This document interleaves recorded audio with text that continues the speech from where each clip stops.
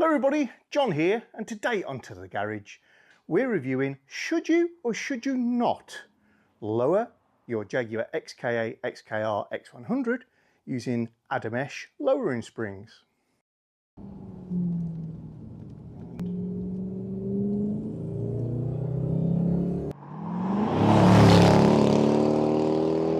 And I'm sorry this one has been a long time coming, but the weather has so been against me.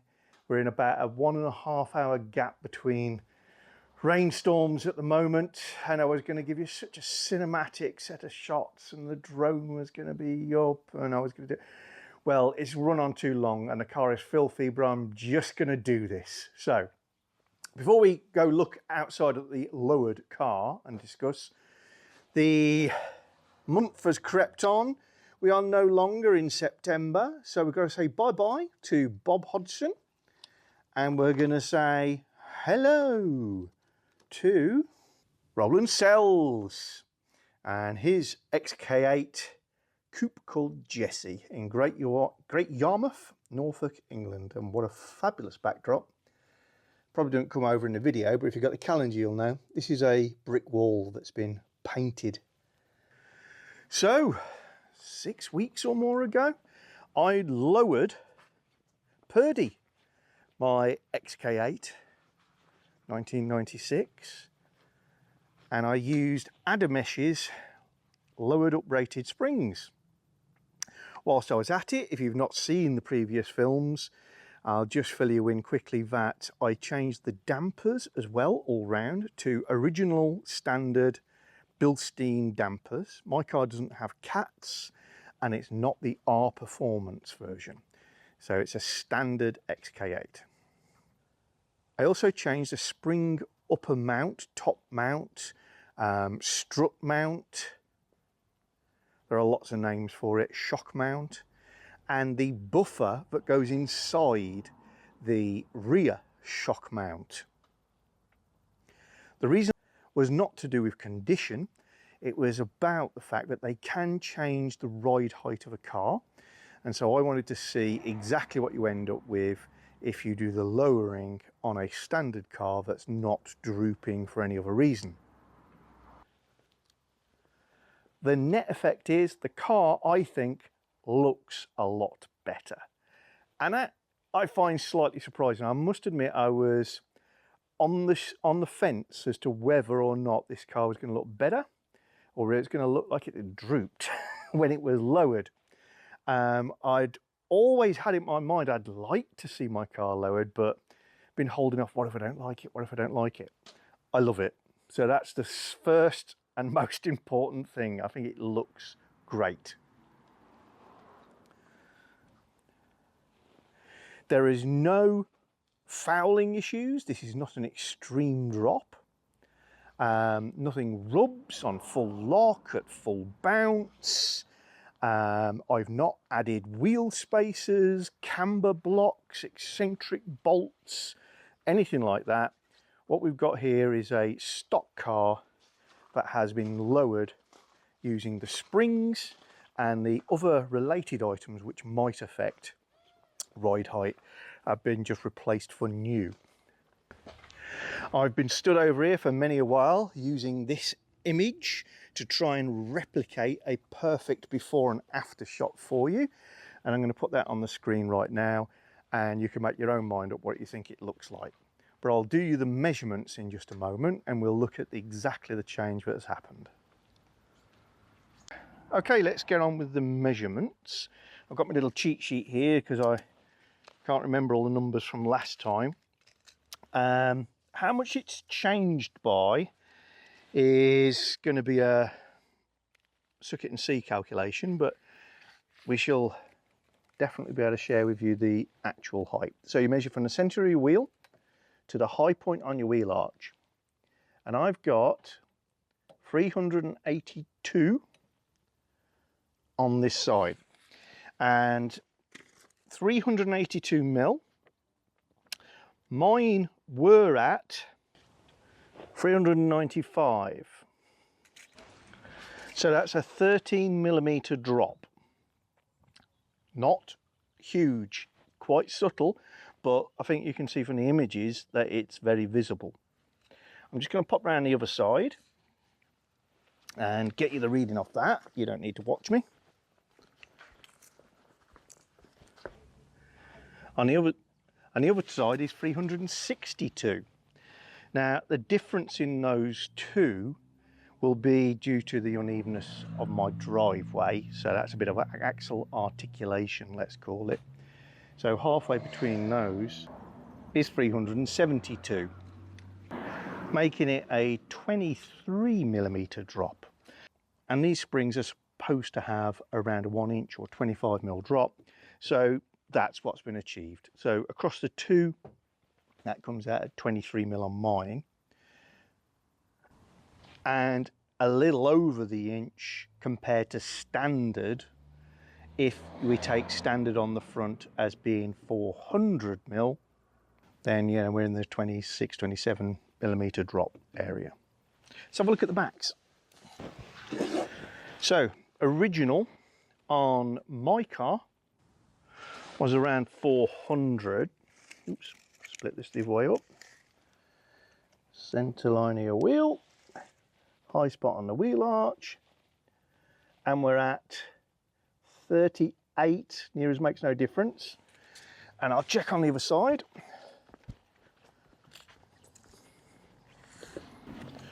Also coming out at 38. So that is a 20mm drop compared to what I had. And the rear, the standard setting is 405 to 416, depending on whether you're dry or heavy.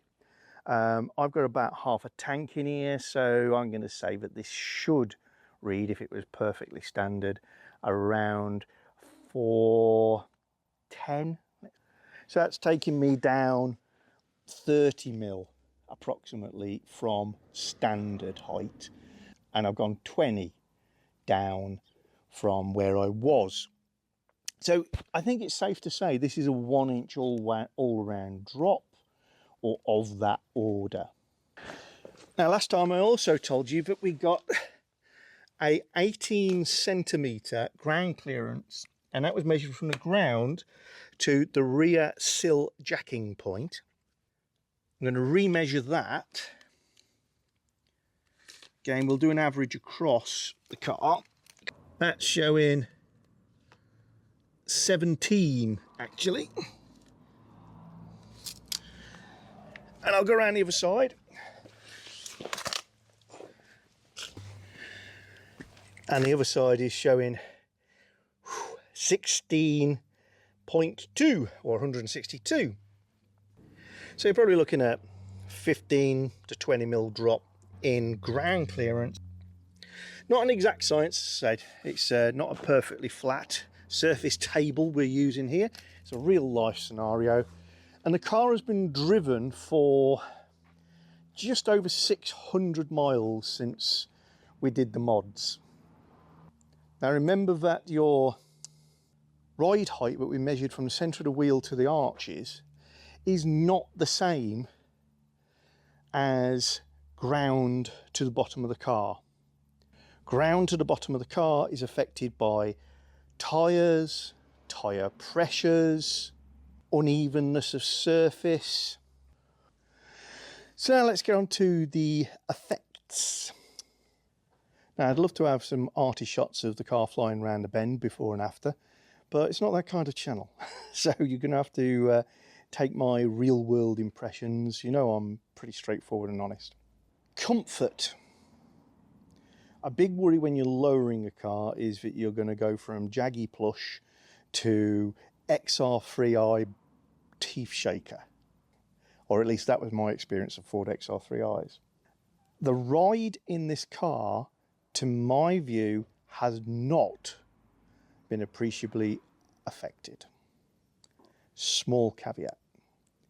At very low speeds, on very obvious ripples in the roads, manhole covers, etc., when you're doing 10 mile an hour in a car park, I think it's slightly more jittery. And that's because the whole spring has to be a little harder in order that you don't lose the travel before you hit your bump stops. So the spring is uprated as well as lowered. It's a slightly higher rate. Also, I think that the rising rate effect on these springs is less. I think it's more of a consistent rate.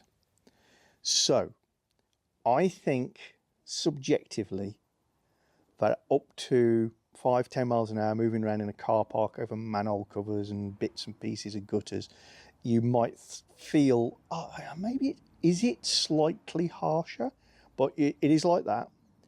As soon as you get moving, I feel no difference in ride comfort whatsoever. So the isolation from the road is just as good as it's ever been. And I know some people have XK8s and XKRs and they say, oh, my ride's really harsh.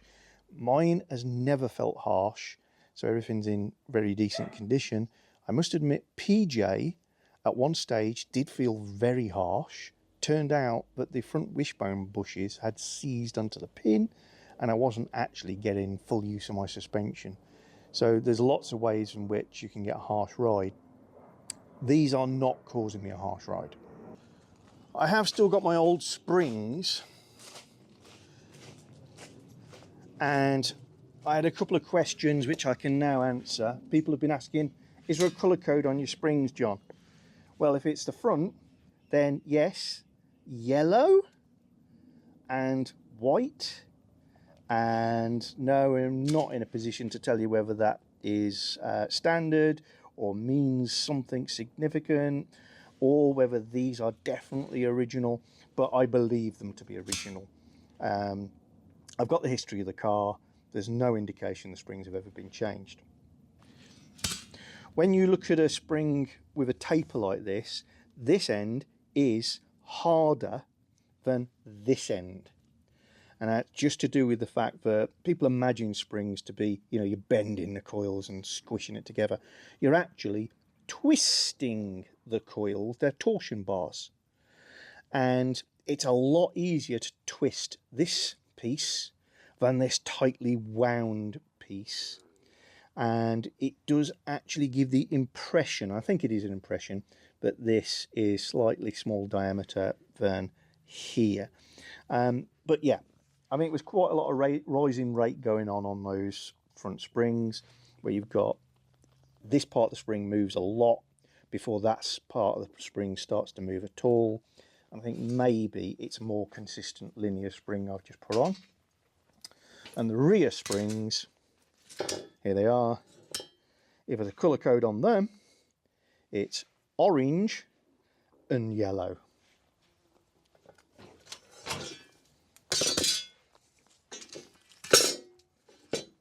Orange and yellow.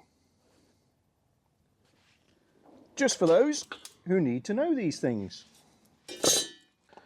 Also for those who need to know these things, there's the old top mount. You can go back and look in detail at some pictures of these and how they came off in my previous videos. But this is the part, the strut mount that goes on the front. Your spring sits against this. And so when your springs you think are collapsing, they're not. This is the bit that is collapsing. Mine's in pretty okay condition compared to some, but this is affecting ride height. And if you lose 5mm off here, you could lose 15mm off ride height. And then there's another rubber bush inside here, held captive between these two plates. It's actually two rubber donuts, big rubber washers, with this plate, which is quite large, trapped between them, which has a bit of a boss coming through there. And that is what your damper works on. So your damper top, when you're compressing it, you're actually moving that, or trying to move that, and it takes some of the vibration out. If this collapses, you lose ride height. If this collapses, you get a knocking sound from your car front suspension, and you're damping is less effective. This is a rear version of that rubber ring on the floor. I didn't replace the whole strut top, I just replaced this rubber bung again. By standards of 27-year-old cars with rubbers and foams, this is okay, but you can see it's lost ride height and you can see it's hardened, and so this can be the source of ride height changes and harsher ride. It's interesting that it's aged. So the cracks on the inside, they weren't there when I chucked this outside. These were, those weren't. And it's aged, being sat outside in the weather, and it's probably relaxed and opened up. How has the handling been affected? How does she drive? Well, as I said, comfort, not affected. Handling, and I've used this description previously when asked, and I'm going to stick to it. If somebody had said, John, we've done something to your car, I bet you can't guess what. And they wouldn't show me the parts, they wouldn't show me the outside of the car, they just ushered me to the cockpit and said, drive it, what's different? I would guess that Purdy has now got bigger diameter anti-roll bars. The difference is in how much he leans, and I'm going to use a non-technical expression here, but hopefully you guys sort of appreciate what it is. With any car, imagine you've got a 4x4 that's quite floppy. When you turn into a corner with a little bit of speed on, there's a degree to which the car falls onto its outside of the bend. And the suspension sort of catches it and then slowly compresses. There's a degree of flop where it loads the outside wheels. That has been massively reduced. So the amount of roll, maybe it's not changed that much, I don't know. But the feeling is when you turn the wheel, it doesn't move very far before you get that grip and move around. It feels very planted on the road. I would also say it feels like the tracking's improved. It hasn't, the tracking's identical. It just feels a lot steadier. And a small amount of that may be aero. These cars have got some nice aero on them anyway. And mine has the front little winglets with the logos on, as you can see, which deflect the air around the wheels to improve the flow under the car. A lot of them have lost those over the years, and later cars, they took them off because people would never notice unless they were track daying them regularly. I think this car at speed is more planted, and it might be down to a lower frontal area effectively if you block off the area under the car, and the area under the car is now narrower, so the speed of the air rushing under it's changed, and that gives a slight, very slight ground effect. Whatever it is, very happy. It rolls less, it feels sharper, and it's just as comfortable as it ever was. Costs, how's that gone? Well, okay. Okay is my answer. I need to separate this part out and say, if you want to lower your car and you're going to get hold of some uprated lowering springs, then unreservedly go get the Adamesh ones, because I've tested those. They are going to fit, they're going to work, the result will be good, and the price I thought was excellent. So last time I looked on the website, which is a full set for £345. That's great. If you are not in the UK, I don't know if that's the same price, because you've got to translate for currency. Plus, I'm guessing carriage overseas is quite expensive for springs. They're very heavy. But yeah, £345 for the springs I thought was brilliant. Really impressed with that. However, how much did it cost to do what I did? yeah, that's not quite so cheap. So I also bought dampers. I bought standard Bilstein dampers, the original spec as the car should have, and I bought them from British Parts, which is one of the factors that I regularly use, as well as Adamesh. Again, all my own money. This is not something where anybody's paid me. And I paid £92 for each front and £67 for each rear. And again, I thought that was actually quite reasonable. I also decided to buy the top strut mounts, spring mounts complete. Also bought those from British Parts. They are not original equipment. They are pattern parts. I can't tell you who manufactures them. Surprise, surprise, they don't put it on the packaging, else it might go directly there. But it might be Euro. I don't know. Those cost me £55 each, plus VAT. Again, depends where you're buying from as to whether you're going to get charged VAT and carriage and all the rest of it, but 55 plus VAT each for me. And the rears, I only bought the donut, not the whole assembly, and they cost me £18.10 each.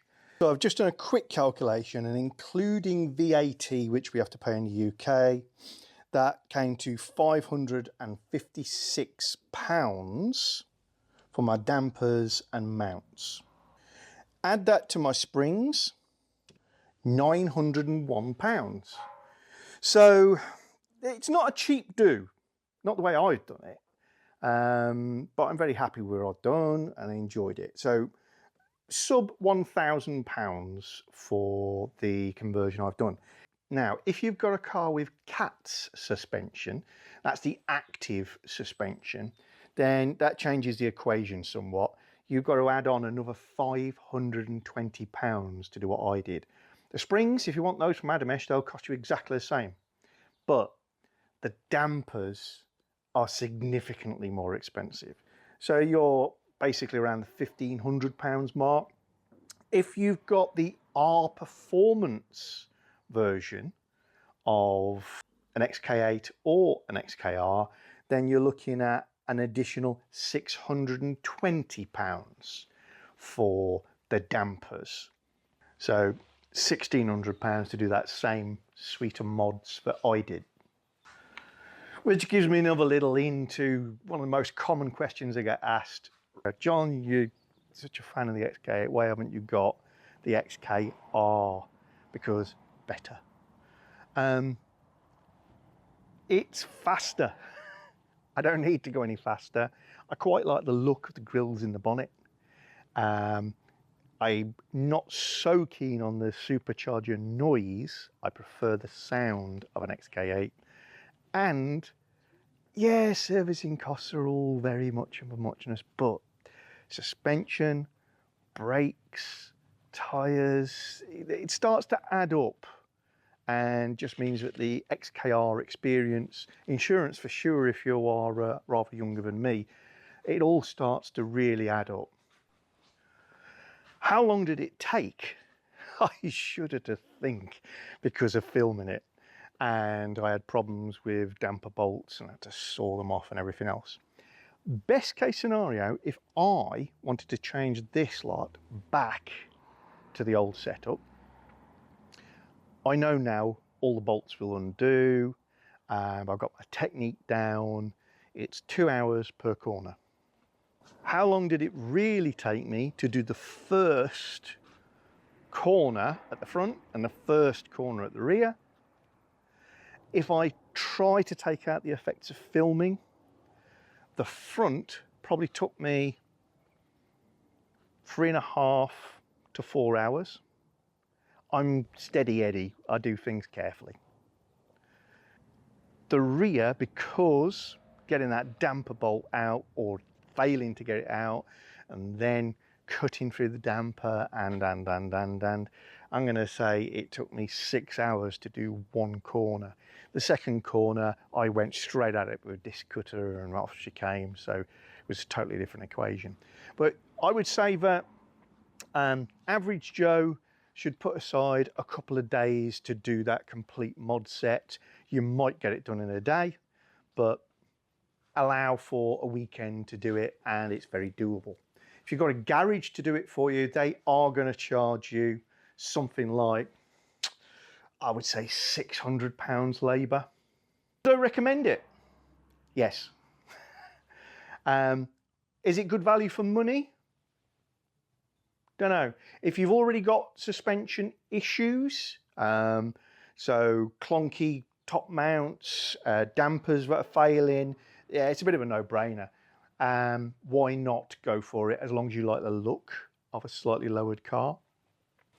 If you're happy with the standard look, then I don't think that the handling upgrade alone is sufficient to deflect you unless you're a track day type of person. If you're more of a elbow on the door cruiser, then yeah, it is going to be better with the lower springs and the new dampers for sure. But is it significant enough for you to warrant spending this sort of money? Maybe not. So my final summary is Adamesh Springs, worked a treat, did exactly what they said on the tin. I think excellent value for money. Top strut mounts at the front. See how yours are going. Change them if they're failing. If you're getting knocks off the front suspension, then it may be connected with those. Original equipment mounts are going to be the best quality, but are very expensive if you can get hold of a set. New dampers have really made a nice effect on my car, but mine were original and the car is 26, 27 years old, so that's to be expected. The old ones were still damping, working, not leaking, but the eyes, the bushes in the bottom were very worn. And yeah, overall sum up, well done Adamesh, well done Bilstein. I think that British parts prices were pretty good, and I really like the look. I kept the old springs in case I wanted to change back. I very much doubt I'm going to want to change back. 600 miles in, nothing's gone wrong. I'll keep you updated. I'll put a link below to some of the parts I used. Adamesh Springs though, top value for money. That's a bargain. If you've enjoyed this video, I hope we'll see you again real soon. The calendars have landed. They're not with me, they're with a courier, but the calendars exist. So hopefully I'll be getting my hands on those very, very soon for those who are interested. Winners, if you've not already emailed me your postal address, then send it over now. And as soon as I've got those calendars, I'll be posting those out. You're also my trial for the cost of postage. I know what it all should cost, but reality is sometimes somewhat different. And I will let everybody know via another video when the calendars are available for purchase, and I'll put them up on the website at exactly the same moment that that video goes live. So if you're not subscribed and click the bell icon, do so now so that you know when calendars are available. They will sell out. There is only 150, including 12 which are going to go off to the winners of the competition. And when they're gone, they're gone. If you're enjoying our channel, then don't forget to subscribe and click the little bell icon so you get notifications of new videos. And please give us a thumbs up or thumbs down, and you can share the videos. And below the video is always the area where you can comment and get involved with the chat.